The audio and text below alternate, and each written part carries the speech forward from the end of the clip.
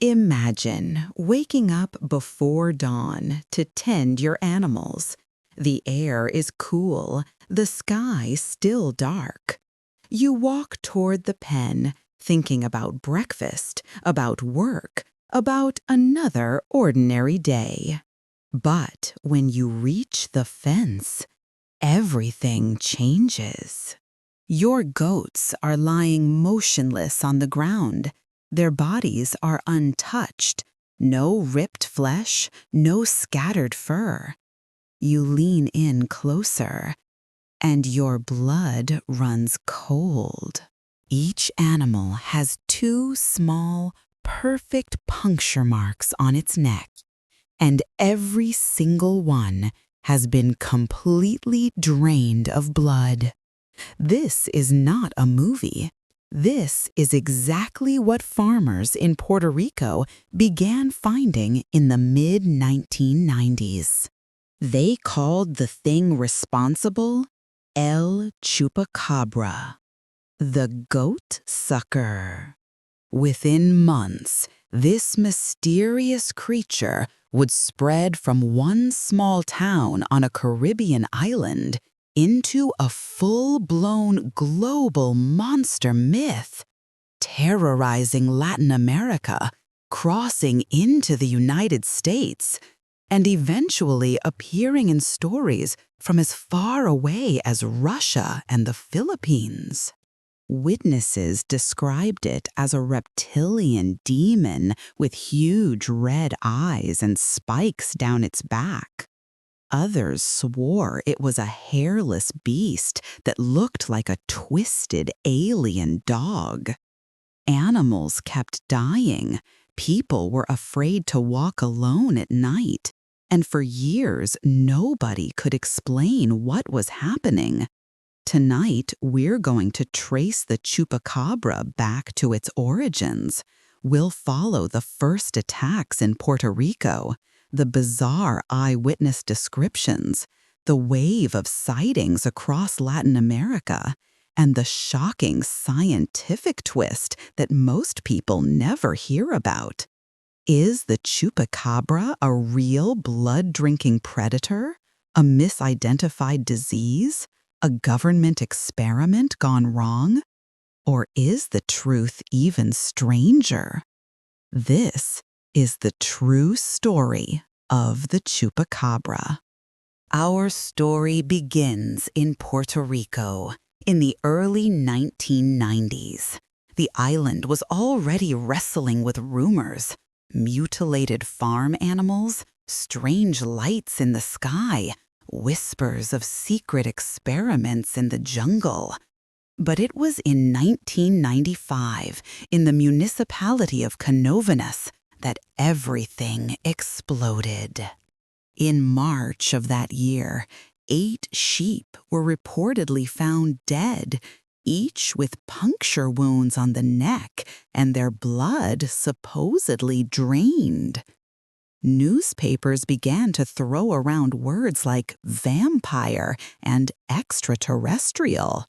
But the real catalyst was a woman named Madeline Tolentino. Madeline lived near the town of Barrio Campo Rico. One humid night, she looked out her window and saw something that would change her life forever. She claimed she saw a strange bipedal creature, a thing walking on 2 legs, with huge black eyes, grayish skin, and spines running from its head down its back. Its arms were thin, with clawed hands. It stared back at her. She later said it looked almost not of this world. Soon, more attacks were reported. Goats, chickens, rabbits, even dogs, all found dead in the same strange way. 2 small holes, very little or no blood around the bodies. Some animals were reported to have their organs missing, but with very little external damage. Local mayor Jose Chimo Soto got involved. He led parties of armed citizens into the night, hunting the mysterious predator. TV crews followed. The Puerto Rican tabloid El Vocero ran headlines screaming about the vampire of Canovanas. In a matter of weeks, the Chupacabra went from a local rumor to a national panic. People started reporting sightings all over the island, a creature jumping from tree to tree, something flying between rooftops, red eyes glowing from the sugarcane fields. Every unexplained noise, every dead animal suddenly had one answer: El Chupacabra. By the end of 1995, there were claims of over 100 animal deaths linked to the Chupacabra in Puerto Rico alone. Was it just hysteria, or was something new really stalking the dark? To understand that, we have to leave Puerto Rico, because the Chupacabra was about to migrate. In 1996, reports of similar attacks began to surface in Mexico. Farmers in states like Jalisco, Chihuahua, and Puebla woke up to the same horrific scenes. Dead goats, sheep, and chickens with strange wounds and allegedly no blood. Local news picked up the Puerto Rican legend and copied its name, Chupacabras, with an S at the end. From there, the legend spread like wildfire across Latin America. In Chile, people claimed a monstrous creature was killing farm animals in remote villages. In Argentina, ranchers blamed chupacabras for the deaths of horses and cows. Stories varied, but the core elements stayed the same: nighttime, puncture wounds, and blood, or the lack of it. Then, in the early 2000s, something strange happened. The chupacabra appeared to change shape. In Texas and the southern United States, ranchers began finding weird, hairless animals, dog-like creatures with bluish or gray skin, thin bodies, and strange, almost rodent-like faces. Some of them were still alive. They walked awkwardly with stiff movements, often attacking livestock. Locals started calling them chupacabras too. These Texas chupacabras were very different from the spiky, alien creature described in Puerto Rico. Instead of walking on two legs, they ran like dogs or coyotes. Instead of reptilian scales, they had patchy, infected skin. But the fear was exactly the same. In 2004, 2007, and 2008, several of these bodies were actually recovered. Photos hit the internet: strange, emaciated, hairless creatures lying on pickup truck beds or hanging from ropes, their faces twisted, their teeth bared. To many people, this was undeniable proof. The chupacabra was real. But when scientists were finally allowed to test these monsters, the truth took a very unexpected turn. Biologists examined the strange corpses from Texas and other parts of the U.S. South. They took DNA samples from skin, muscle, and bone and compared them to known species.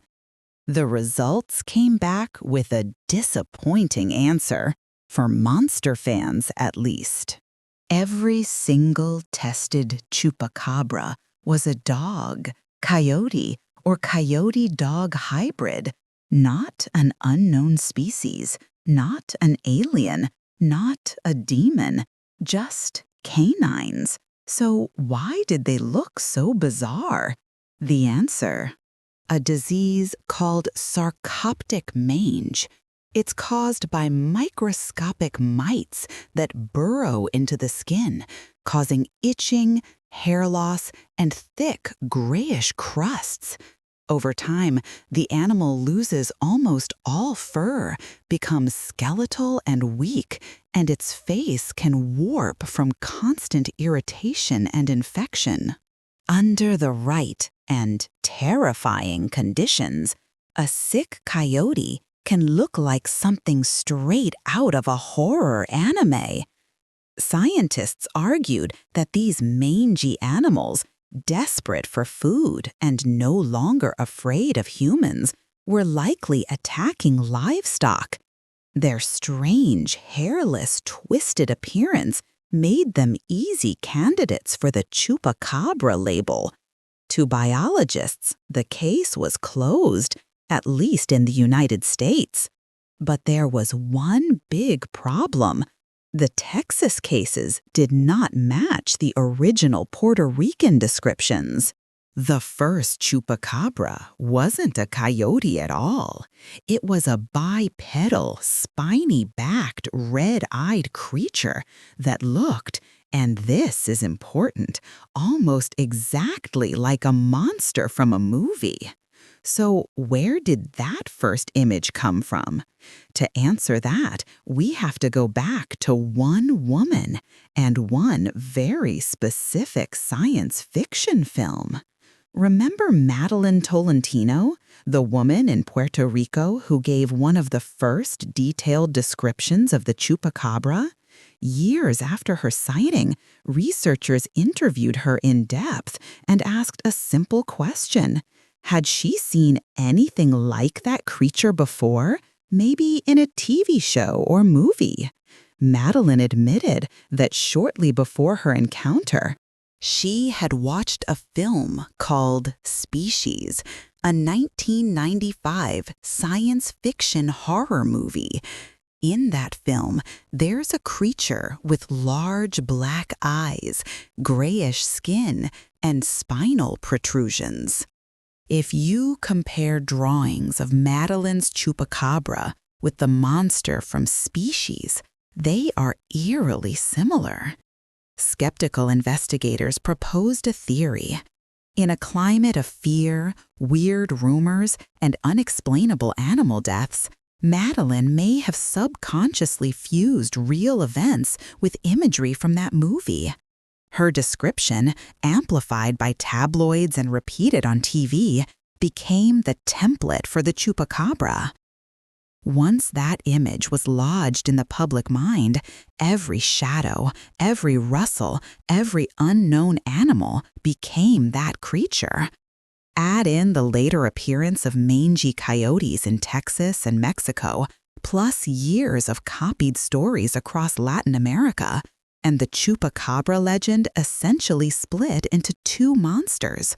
The original, alien-looking bipedal Puerto Rican Chupacabra, and the hairless, canine Texas Chupacabra. Science could explain the second one relatively easily, but what about the original reports in Puerto Rico? What about the bloodless animals and the puncture wounds? Veterinary experts point out that the idea of animals being completely drained of blood is often an exaggeration. When a body decomposes, blood can pool in certain areas or leak internally, making it look like there's no blood left, especially to untrained eyes in the dark. As for the puncture wounds, predators like dogs, coyotes, and even big birds can leave bite marks that look like two neat holes. When scavengers feed later, the damage can become messy, yet often the first, most shocking image is what people remember. Still, some ranchers and farmers across Latin America swear the official story doesn't add up. They insist they've seen animals killed in ways that don't match normal predators. They talk about no tracks, no signs of a struggle, and in some cases, multiple animals dying on the same night.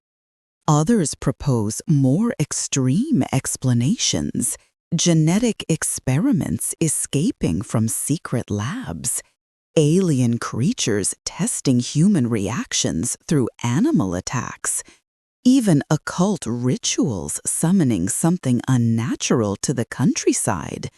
There's no solid evidence for any of these theories, but in dark places, the lack of answers is enough to keep fear alive. So what is the Chupacabra really? If you ask a scientist, they'll tell you it's a combination of misidentified animals with mange, normal predator attacks misread as something supernatural, and the power of suggestion fueled by movies, tabloids, and the human brain's love of monsters. If you ask many people in Puerto Rico, Mexico, or Chile, they'll tell you something very different. They'll tell you about nights when the dogs wouldn't stop barking, about mysterious lights over the hills, about a feeling of being watched from the tree line as they locked up their animals. They'll talk about finding their goats dead with those same chilling marks. They'll remember childhood warnings. Don't go out after dark. El Chupacabras is out there. For them, this is not just a story. It's a living part of their culture. A monster born from a mix of real predators, real fear, and real history. And that might be the most terrifying truth of all. The Chupacabra doesn't have to be a single physical creature to be real. It exists in the minds of millions of people, in the way they explain the unexplainable, in the shadows at the edge of the pasture, in the stories parents whisper to keep their kids close. So, is the Chupacabra a genuine, undiscovered predator stalking Latin America? A misinterpretation of sick wildlife and cinematic monsters?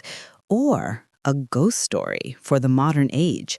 Half coyote, half alien, and entirely woven from fear. Whatever you choose to believe, one thing is certain. Across lonely farms and dark backroads, from Puerto Rico to northern Mexico, people still hear strange sounds in the night. Animals still die in ways nobody fully understands. And somewhere between science and superstition, the Chupacabra still lives. So the next time your dog starts barking at nothing, and you look out to see only darkness in the field, remember this story. Because even if it's just a sick coyote, under the Latin American moon, every shadow has teeth. Subscribe for more true horror and folklore deep dives. And let me know in the comments, do you think the Chupacabra is real or just a nightmare we invented?